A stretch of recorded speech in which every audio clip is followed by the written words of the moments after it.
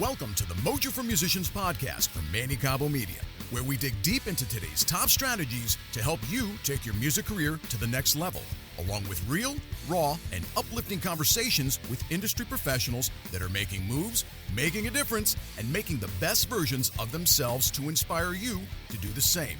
And for all of our Mojo Maniacs out there, don't forget to subscribe to this podcast on your favorite podcast app so you don't miss any future episodes. And if you like what you hear, please be sure to give us a positive review on your favorite listening platform.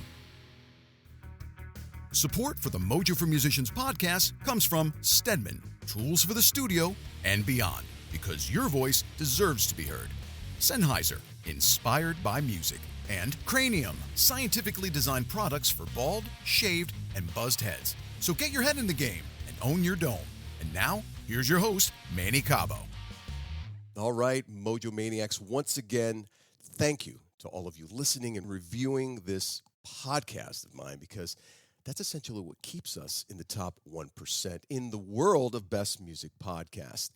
Plus, it allows me to keep and continually get amazing guests like the one joining us today for episode 68. That's right, you heard that correctly. 68 with yours truly, Manny Cabo, here on Mojo for Musicians, the source of inspiration for my amazing ecosystem of artists around the globe. And today's just one of those episodes that's going to feature another incredible, talented, and gifted songwriter who's going to guide us right into the world of sync placement and how to get your songs placed in movies, TV series, radio, you name it. And not only is he a client of mine, but someone who has amassed great success in placing his own music on hit TV series, and series that I happen to love. We're talking like Mayans, SEAL Team, Shameless, Animal Kingdom, and most recently, the incredible story about boxing champion George Foreman. So, needless to say, he's done some epic shit. And not only that, he's such a down-to-earth dude. So, without further delay, let's bring onto the show my dear friend from the Hoosier State, Indiana, Brent Lindsay. What's up, Brent? And welcome to Mojo for Musicians, brother. Thank you, my brother. So glad to be here, man. Finally getting this thing together, dude. I appreciate it so much. Well, first of all, you sound great. The ambiance is fantastic. So, I don't know, man. I may be a little biased, but you're ready to rock and roll now with these. Yeah. Well, you know how I got here, don't you? And I didn't do it on my own. How'd you get here, man? Well, the Manny Cabo experiences I got here, man. I appreciate it. All that you've helped me with.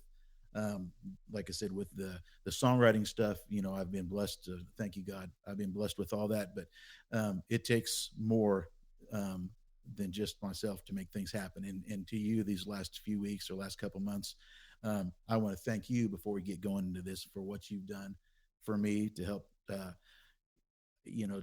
help me raise the bar. So, man, to do what I'm doing, I really appreciate it so much. I really am grateful. Well, you know why, man? I noticed everything that you were doing, and I'm like, wow, this guy has so much clout in the industry. I don't even think he realizes it.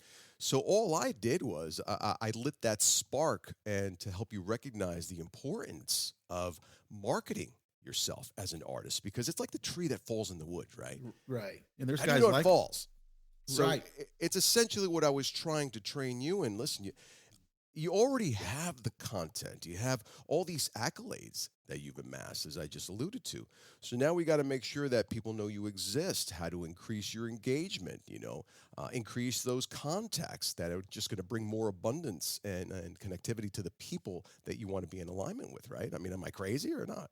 No, man. And like I said, there's a lot of people like me. Mm-hmm. That's when I was just grateful that how we kind of met through the Mayans deal. There's a lot of guys and girls like me that have, the talent for the songwriting, but they just don't, or they're not able to take it to the next level. They don't have the know how to do that. Where with what you're teaching people. Well, I got to go back. I'm gonna interject here because I have to tell the story. I feel compelled to tell the story. So I'm sitting here watching the show Mayans, which I absolutely love. If you guys love Sons of Anarchy, how can you not watch Mayans? And I'm sitting there, there's one scene, and this incredible song starts underscoring. You know how that is. They pick those strategic songs for those emotional parts of the series, right? Those moments that you always remember. I'm like, man, this is an amazing song. And I go to look it up on Spotify. And I couldn't find it because I couldn't find the artist, hint. And then I look up the series, find the soundtracks belonging to that particular series in the episode. And sure enough, there it was. And I'm like, Brent Lindsay, right? And the name of the song, I'll let you say the name of the song, right? Well, yeah, casualty of consequence. Casualty of consequence, right? And I'm like, this song is badass. I could not find the artist for days until I finally did some due diligence. I literally put the remote control on pause, tried to find this guy, and I saw this little tiny website. And I'm looking and reading. I'm like, wow, this guy has accomplished some serious shit. So it took me forever to find him. So right then and there, what does Manny do? I reach out. I send him a DM. Doesn't get back to me for like a week, mind you. And sure enough, here you are today on my podcast talking about how things have changed for you, how you see things in a different light, and you see the validity of what I was trying to educate you on, which is getting your name out there visually. People want to not just know the music, but attach the personality to the music, right? Yeah. And now you get it. Now, like the light bulb do. clicked off. Look at you. The setup is great. The light, the camera. What do you do, man? But it is such a huge part of it. And I think a lot of it for me, just with like my upbringing and, just kind of staying humble, that is just how it's how I am. I like, everybody likes to get, when you do something good, especially in the music business, because it is tough to get anything anyway. But if you get an accomplishment, it's nice for your peers to kind of like, oh man, that was cool. A little pat on the back every once in a while. But I still, just the way I was raised, like to stay, kind of, in that zone, man. I'm not one of those guys that get out there and start getting, throwing things out there. Dude, you're down to earth, man. That's what you are. You're just down to earth. Somebody who's amassed and accomplished everything that you have in the songwriting industry, has a lot to boast about. But you keep it real. And you're like me, man. I let my fans, I let my supporters and those that have sustained my career talk about me. Right. I'm just going to put my content out. I don't care if you like it or not. That's not my responsibility. But people still need to know that I exist. Right. Right. So listen, man, I know you've got a little bit of time. So I want to just delve deep into these questions, man, because not only for my audience, but also for myself. I had a couple of friends of mine, they're asking me, oh, dude, you got to ask him this, you got to ask him that. So as I promised I would, question number one. Now, Brent, your music, right? You've achieved remarkable success in TV shows and movie soundtracks that we just talked about.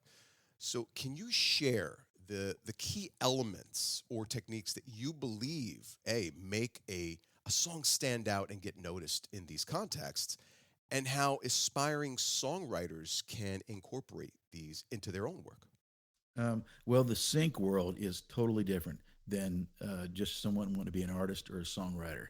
So, and I've had, people message me this over, especially over the last few months after the Mayans I'm sure. Program. It's just, it's great. It's a good feeling for people to actually do that. But I try to, I don't, after a while, it's like, okay, how do I say this and what do I say? And because this is the same question, day in and day out.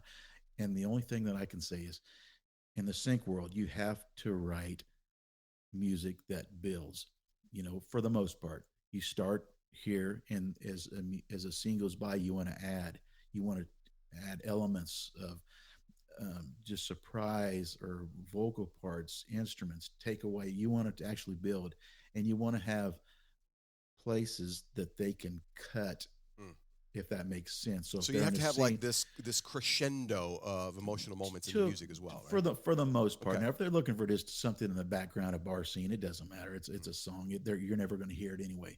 Right. But for something like with Casualty of Consequence on the Mayans, it's actually longer than the song is. So that goes to show you, however 3 minutes and what odd seconds that song actually is.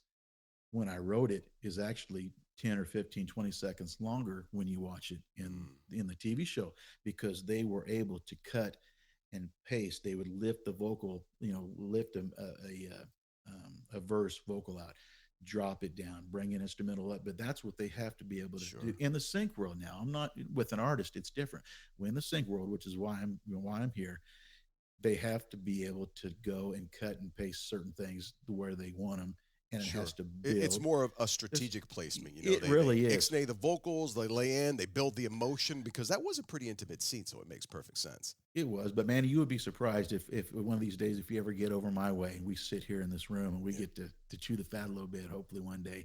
And if I show you some of the programs of how here's the song, Yeah. you would go, oh my, that's okay. That's not how that was. I said no, because they were able to go in and cut and post and move things around where they wanted it. You know, so It's like that that's what I sounds nothing like the song. Where is the whole song, right? absolutely, and people I think need to do that. And then the other Yeah. thing is that when it comes down to like brass tacks, it's like you have to just write something that is just badass. I mean, there's not room for production wise. Mediocrity, sure. It just it now it's everybody and their brother because that's where the money's at in the sync. There's no money on Spotify and iTunes. It's good for to get your name out there in the Well, supervisors. that's one That's of how the they reasons find why I stuff. had you on here, bro. Because listen, you've placed multiple songs in multiple series and not chump change series either. These are well notable programs that I've watched. I'm like, dude, when I found out you had songs on him, I'm like, this guy's definitely doing something right. And the reason why I highlighted this and brought you on here, because it's still a common theme. You cannot build a song. You cannot create a song, right, with the hopes of, well, maybe it'll do well. It's got to be robust. It's got to be badass. The production, the lyrics, the story, everything has to be at its apex. So Absolutely. I'm glad that you mentioned that because there's no half-assed way, especially nowadays. It's so saturated with competition. Like you said, Mhm. anybody with a laptop could put something together. Right. But to put something that's epic together is a totally Right. different story. Yeah, if there's tracks that I have, and I'll go back, even with, like with Casualty Yeah. or some of the other ones, and I'll look back and I'm like, if I listen to the track, and I of course for what's on there, there's another 15 or 20 instruments and stuff on there that never made the mix. Mm. But when you look at that, I'm like, God damn! I said this could have went this way or this could have went that way, Sure. but you were going like and this I'm just speaking for myself how I approach things. There's always different ways to do it, but I come in it like a surgeon. You know, I come in and I'm like, okay, this intro, it's just too heavy, there's too much happening, man. Right. So I pull back and then I'll come over and again surgically take a guitar riff and move it over here and move this over here. You really have to not just be sold on Yeah. what you do. Okay, we're done. It's done. It's over with. Yeah, you got to constantly fine tune No, shit. man, you can't. Because if I would have let things go, uh, I wouldn't say they would never have gotten, synced or licensed, but I'm more proud of them now Mm. to look back and think, oh God, I'm fucking glad I put that piano part in there, or I'm glad I put 3 instead of 4. Let's rewind a little bit. Let's go back to your first placement. Like, how did you start this process? Because obviously you didn't know it through osmosis. It just didn't come No, to you. You learned this through a process of techniques. But talk to me about your first placement. Like, what did you learn? What guidance, what tips were given to you? Because obviously from that point on, you've managed to successfully place more individual tracks and great shows, like I said. yeah, and you're right. You don't come out of the womb Right. with it knowing anything. 100%. It's really most of it's all you learn and you hustle. Like we talked about, numerous times. You get after you Sure. hustle, man. You follow your dreams and you do that deal. But it's for me. It started off with just stuff in like a music library, like American Pickers, Moonshiners, um, those type shows. You don't make a whole lot of them, as far as money wise off of them, but they get your name out there. Sure. They're music libraries. Well, then as I got those going, I got opportunities to open up for like TV shows and the movies where you get like a sync, which is where the money's at in the sync license for it. But it started off with me just trying to get in there, man, with libraries, just getting your music in the libraries, and you see them. You'll be watching TV and you'll be like, oh shit, that's my song right there. Or somebody will call you and say, hey, dude, this sounds like you on here. I'm like, what? So I got to look it up, and of course, I'm like, right, man. But then you get tired of chump change after a while, and you kind of go after the golden ring a little bit, which is the TV shows. But they are hard to get into, man. I mean, they're really tough, and you have to be trusted.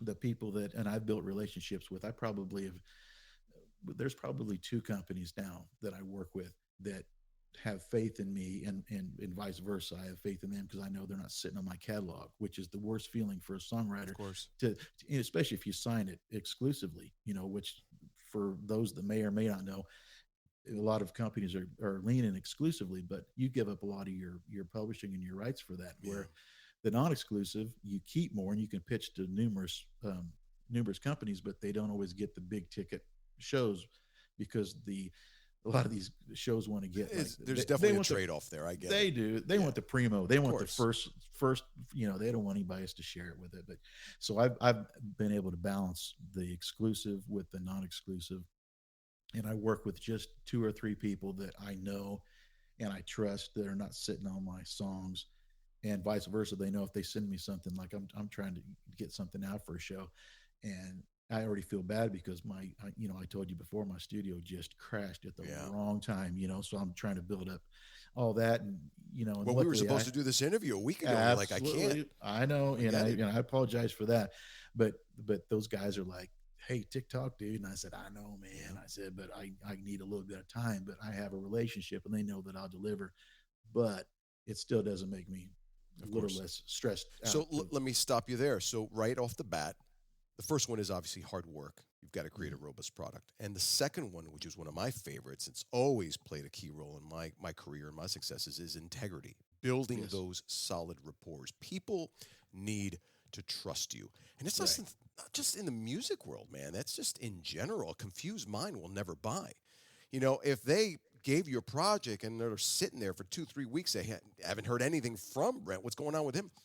They're less inclined to work with you. But if they're Mm-hmm. constantly, in communication with you, you're letting them know, like your studio had a little issue right there, but you've proven yourself, you have a little bit of record with them, then it's a lot Right. easier when things like this come up. So yeah, absolutely. So keep on going, man.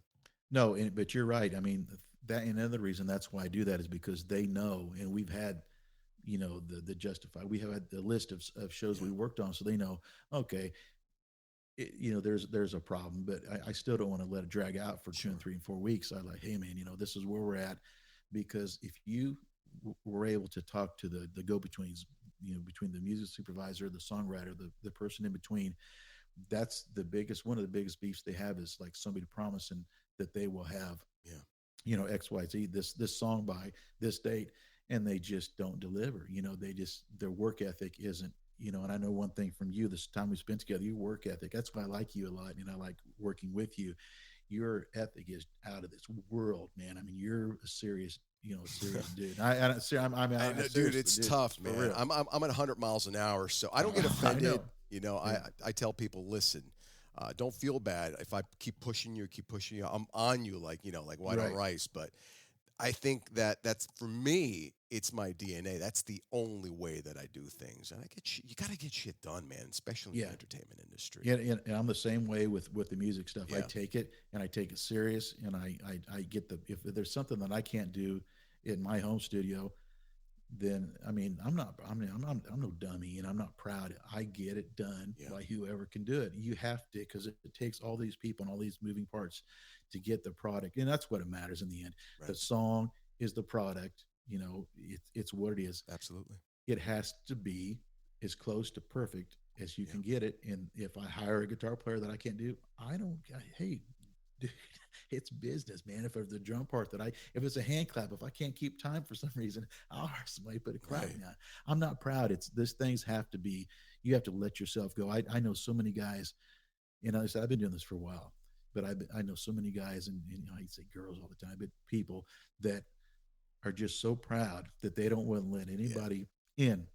They're like, no, I did it myself. I'm like, God, you're really missing out on so many Missing the boat. opportunities. It's Just the egos, man. The egos it kill is. so many opportunities. Yeah, and these are talented guys, way more talented than I am, and I'm Mhm. just like, God, you're just letting this just slip through the cracks, man. Just That's always because the case, right? It's the it's sad. egotistical ones that could Mhm. be even bigger in a Huge. better position than they already are, but they just can't let go of the wheel. We just Yeah. talked about that in the last episode. Yeah.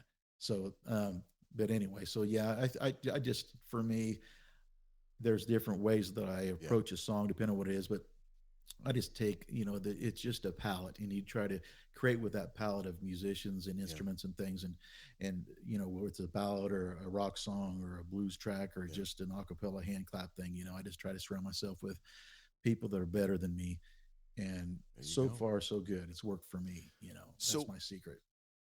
I guess the next question would be, it's a great segue because for somebody like you, right? Who's consistently delivering songs that captivate audiences and uphold the scenes. Like, what advice can you offer to these emerging artists on maintaining that consistency in their creative output, right? While also evolving their own style to stay relevant in the industry, because that's an issue that I seem to be coming across with a lot of artists. Like, well, I wrote that 5 years ago. They could still use that now, but it doesn't work that way. Well, yes and no.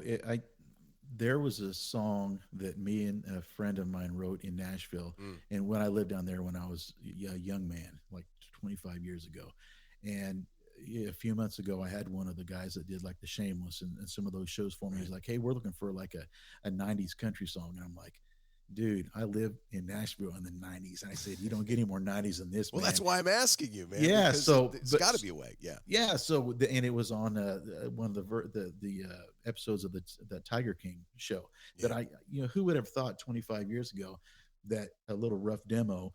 Now, does that happen very often? No, Mm. it just happened to be that since we're having this talk, it can happen, but you have to. I shouldn't say you have to. I would advise someone looking at like a TuneSat or TuneFind.com of a movie that they like, or a show that they like Reach or Mayans or whatever, and then you go in and you look at the songs that they use in each season, and you start to see like, okay, that's more like of a bluesy bass, some soul stuff. It's like a And pattern, right? yeah, very rarely do you see a lot of country stuff getting Sure. used, you Right. know. So it's just you have to do some homework. As much as it's a drag and it takes time, but you have to do some homework, especially if you don't have your foot in the door with anybody. Like I say, I'm thankful that I have now where I can reach out to one or two people and say, hey, for this show, what are you guys looking for? Right, And they'll right. say, hey, we want a Black Keys meets so and so, more hand claps, less this, and I'm like, boom, boom, boom, boom, boom. So in my mind, what I do is I'll shut everything down and I'll either set up a playlist with Black Keys or whatever they sent me as a reference, and I'll just live with that. Sometimes when I'm driving, sometimes just in here, just kind of with headphones on, That's a great idea. and and that's how I, even when I lived in Nashville when I was younger, when we had like cassettes and stuff like that, Yeah. I would pop in a cassette and drive the 5 hour trip from Indiana to Sure. when I was That's how I learned lyrics, man. When I got Oh, nothing yeah. going on, I just put that on there until ad nauseum. I Dude, we learned didn't have a lyrics. phone now. The people stick their phone up in front of the Exactly. mic stand. I'm like, are you shitting me? I said, God damn, we had to learn that shit. Or write it down. The wind blew it away. Driving while your papers all over. Exactly. I was just about to say Dude, that. it is brutal. But but I try to get my mindset in that. You don't obviously you don't want to copy a song because that'll never fly. Right. But you can get a feel, like a tempo. Um, Well, it's just inspiration. Yeah. I get it. Yeah. Sure. And that's actually where what I would have to say that is actually what's been good for me is tracing down Mhm. a reference track and just sitting with that artist for 3 or 4 or 5 days, and then all of a sudden I'll come up with a lick, whether it's on guitar or piano or whatever, and I'm like, okay, now we're kind of off to the races, man. Yeah. Let's see what happens. And then it starts to build from there. And then I start dropping stuff in, taking things out. That's where it starts to be kind of fun. But the initial part of it, when you're trying to get it, you're like, oh man, I don't know where I'm going with this. what the hell? But What have I then got myself into? yeah, what happens with the George Foreman with the George Foreman movie, it was one of those things where I'd sent on my Instagram. It was almost one of the songs that never happened, because when I got the request to do that, it was like literally on a Wednesday, and she'd sent me a thing. She was, hey, do you have any? We're trying to do a movie, or they're doing a movie for George Foreman, and we need it in 48 hours. And I'm like, oh shit, man, you want it written and recorded and mixed and sent no in pressure. 2 days? Oh, why not? And I got a job, and I got kids. I'm trying to do all this shit. Right, And right. she's like, yeah. She goes, I got a guy. We can do the percussion, and we'll do it as a co-write. And I'm like, so I mean, I'll make this short. But so they introduced us, and I reached out to this guy, and he's like, yeah, man, I don't know if I got life stuff too. And I'm like, I know, man, me too. I said, I don't know. So we just kind of let it sit for a few hours, and then the next morning, I was like, hey, what the hell, man? I said, I had no idea it was going to actually, I thought, I didn't know what it would be. I didn't know it was going to be a film, So anyway, long story short, he sent me a drum track. I started laying the guitars, the harmonic, and the lyrics. And I had a buddy of mine come that is a great blues singer. He laid it down. The next day, we sent it off to mix. The Friday, we sent it to our go between, and she says, she goes, I love it. We'll send it in. And I told the guy that we wrote together, and I said, dude, there's no way. Fucking 48 hours, man. You guys are looking at each other like they liked it.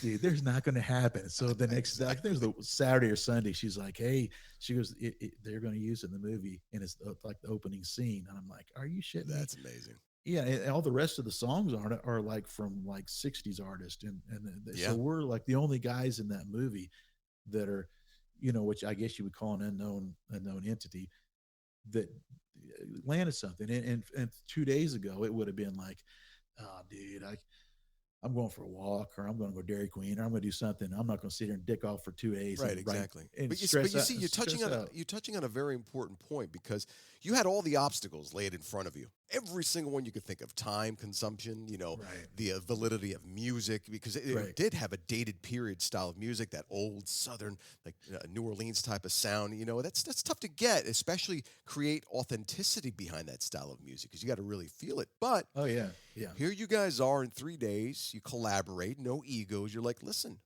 if you throw enough shit on the wall, something's got to stick, right? Right. And it just worked in your favor, man. That's brilliant. You got to be in it to win it, is what I'm trying to say.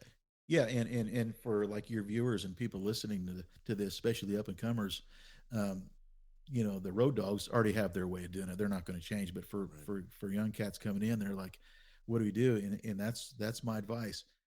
If this is something that you really want to do, you have to do your recon on it. You can't just, well, I should say you can't, but you can't just be like an artist. I never have. Even when I was younger, I thought, and I don't have the voice that you have, and I don't have the skills that a lot of people have for singing.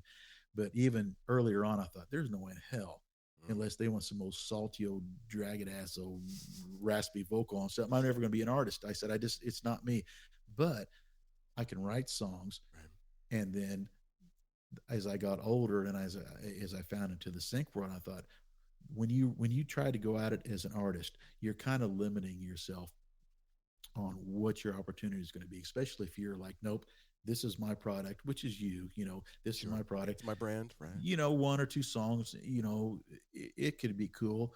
But what I've done, and what I think that I've had more success with, is to be able to create 2 or 3 different genres fairly well, but find if it's something that I can't sing, then I'll hire a guy that has like this in this register, or a female that has a gospel song. And that has really helped me be able to like spread out and not be like, well, he can only do this because that's his vocal and that's his style. I got guys that can sing in Spanish. I got guys that can do this. I got guys that can do this. You got to outsource, man. Yeah, you delegate. You have to. Absolutely.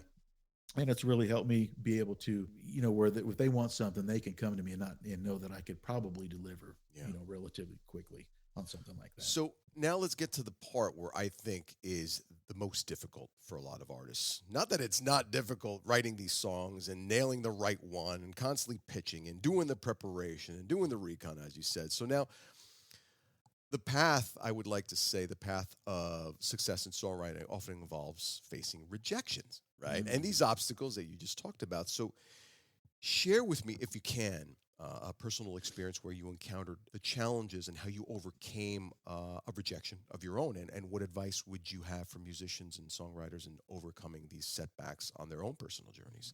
Right. And you hear this all the time. If you're going to get into the music business, you got to have thick skin. Yeah. And it is true. I mean, rejection.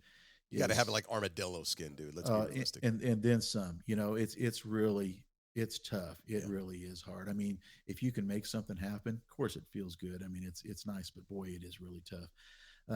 And even today, there's times when I'm like, God, I sent something and it just doesn't work.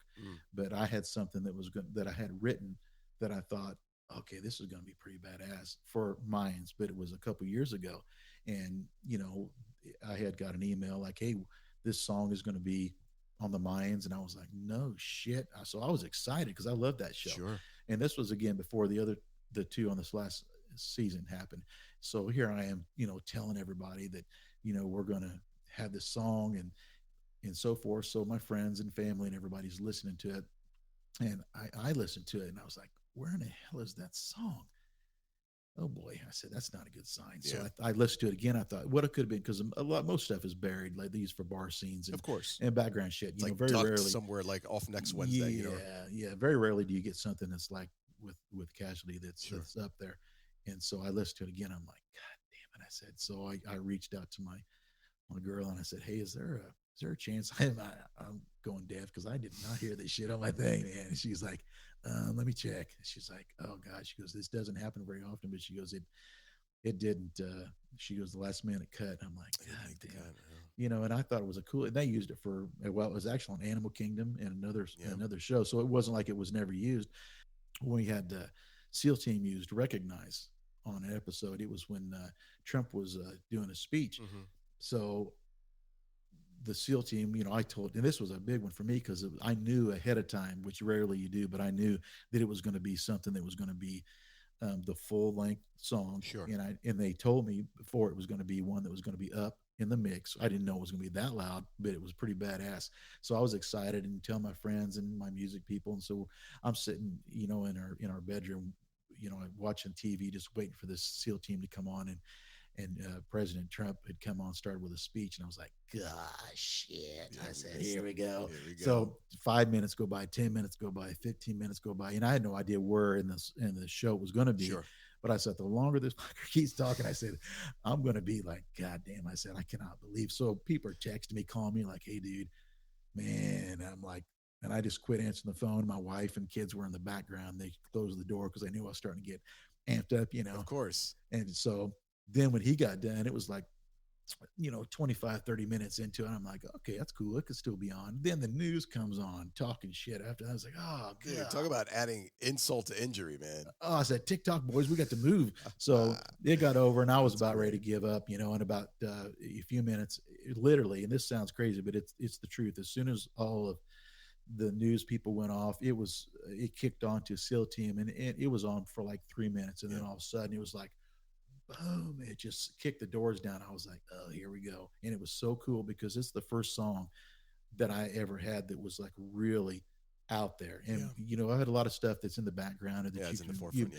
Dude, when it's loud, there's nothing like it. There's nothing like it, man. And the whole thing, chills, man. That's awesome. It was pretty cool. But no, there's been plenty of times that I've been like, just, God, man. How do you get through it besides bourbon? Well, I don't drink much bourbon anymore, but just now, I mean, first I used to be like, oh, you know, mope around like a little, you know, but I thought, no, man, don't. I mean, why? I said, it's happening. You know, the thing is, it not just happen. It happens to everybody. You know, the seasoned people that have a lot more cuts than I have, it happens to. It's just part of it, you know? So you just roll with it because you don't want to, that stuff's contagious, man. You don't want to be all. It really is. You know, it's like I tell people for acting, not to cut you off, but it's a really key moment in this conversation because a lot of actors get their butt hurt because, you know, I knew the lines, I knew the song, I knew it inside out, and yet the director loved the person, but they went with the person who had a scar on their cheek because it fit the character better. Like, you never know why they didn't choose your work or choose you. So you cannot take things personally. You just cannot. And I used to do that, not take it personal, but I used to try to just think, man, why, what didn't work? And then you see it later and you're like, oh, okay. So they didn't like the devil in the song, which is something that I've learned here lately, you know, the last year or so. It's like, God, I look back at some of my stuff and I'm like, I've got 6 songs to say devil or hell. I said, holy shit, how many of those do you need, man? So they balk on that. And I'm doing a song now. I'm cutting that out of a song, recutting the whole song because it cuts back on where I can use it at, you know. And that's another thing for people coming up. It's like lyrically, how you can't be too dark. I mean, there's opportunities for like dark lyric, but you're really doing yourself a disservice if you write just like, oh, woe is me and my life is this. That save that for yourself. If you're like cathartic and you need like that's totally fine because music is that. But if you're trying to write for like sync and you know, at that, to do something like that, there's enough negativity going on and enough downers. There's enough hate and anger and look around, man. Absolutely. Well, listen, dude. Yeah. That was amazing, and I appreciate the full transparency. And it's true. Once you start over analyzing stuff, then what happens is you start instilling the self doubt dialogue, and that does not do you any service Right. in any type of positive light. But last question of the show, brother. You made it. So thank you for everything. Thank you for all your insights. But of course, I just want to ask you the signature question: like, what's your mojo, brother? Like, why do you keep doing what you're doing? I mean, obviously, there's many variables. And you would think it's the obvious question, but I just love getting the different answers. The different array of answers of why people consistently just show up every day. Because in this industry, it's bad enough what we got to deal with, the elements of doubt and the scarcity and the competition. But what makes you, Brent, do what you do on a daily basis? Right. And that is a tough question. Everybody has a different answer for it, but I think when I'm done, then I'll know. Right now, it's just even when I get tired and I just kind of burn out, I'm like, you know what? I'm not there yet, man. I still got a little bit of fire left, and I still got I still love doing what I'm doing. Mm. But when it comes to that point where I just can't, it's just too much and it's too much effort, I'll know. I do, but now I enjoy it. I like the creativity. I like working with the people. I actually have found myself, and I've been able to accept this. I like to be pushed. I like a time. If You somebody do, says, man. "Hey, You do. dude, you should know I was this, laying man." into you, bro. I was like, dude, you got to get this done. You got to do this. And you're like, oh, this is so overwhelming. I'm like, bro, you wanted this, right? Yeah, But you know what? The good thing about you is you could take the heat, man. You could be a good yeah, chef because you're in there. You hang in there. And that's what you have to do. And that's a valid point that you're trying to take. So essentially, you're waiting for that gut instinct that's telling you, I've had enough. It's not fun anymore, hmm which just makes perfect sense. yeah. But for now, like I said, I still enjoy it. I like it. I think I still have something left to give. No, you got more I've been than doing enough it to for a give, long brother. time. So the thing, I've got so much now, and even with my wife and stuff, Mm, we'll talk, and I'm like, God, I said, I got all this equipment, all this gear, and all this time, and now things. It's almost like when I achieve something right. that I kind of like look for something else, which is probably not healthy, especially with the The music. next I've challenge. my whole life has been music, man. Everything Yeah. from a kid to my where I'm at now, and I just like, are you stupid? To myself, I'm like, well, you're a fool. Now you've got more going on, more Sure. than ever, and now you're thinking about going.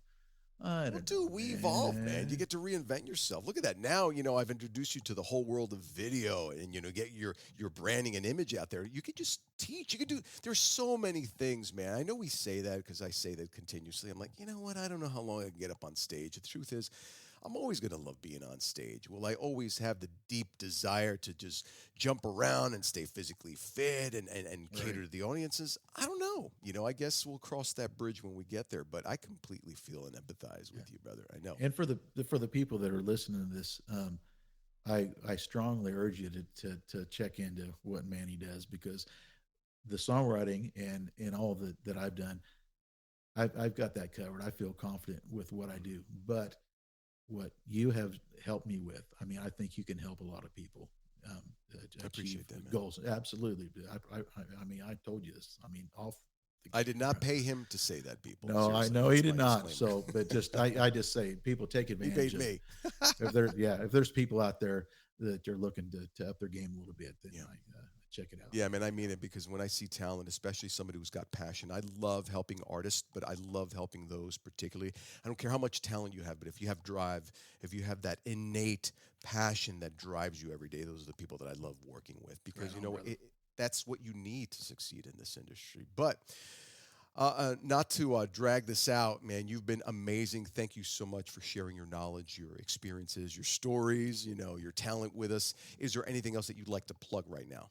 I'm No, highlighting you here. I'm good, man. Like I said, I appreciate you having me on for Right. what you've done for me, and just looking forward to see what happens Well, I down helped the you with road. your website, so you can tell people about your website. Dude, man, the website, the Instagram, the whole thing is cool, man. I mean, what you done? I said, it's just it's incredible. People should take advantage of what you can help them with, like you have with me. So I appreciate it, man. Absolutely. And the website, since you're not saying it, it's BrentLindsayMusic.com. You got to check it out, man. Seriously, and not because I have him on the show. There's a reason why I bring on the guests that I do because their stories are not only empowering, but fascinating and exhilarating, but above all, inspiring. And Brent's done a lot of amazing shit in the music industry and shows that you've probably seen, just like me. So please check him out. And Brent, thank you so much for, sharing your time with us. Ron, thank you, buddy. Appreciate it, man. This has been a Mojo for Musicians podcast. If you're a musician, industry professional, or a voice with a powerful message and wanting to share your mojo and stories of success with our listeners, or simply share some feedback on today's episode, we'd love to hear from you. So send us an email at info@mannycabo.com. As always, much love and peace. Live to inspire. Thanks for listening.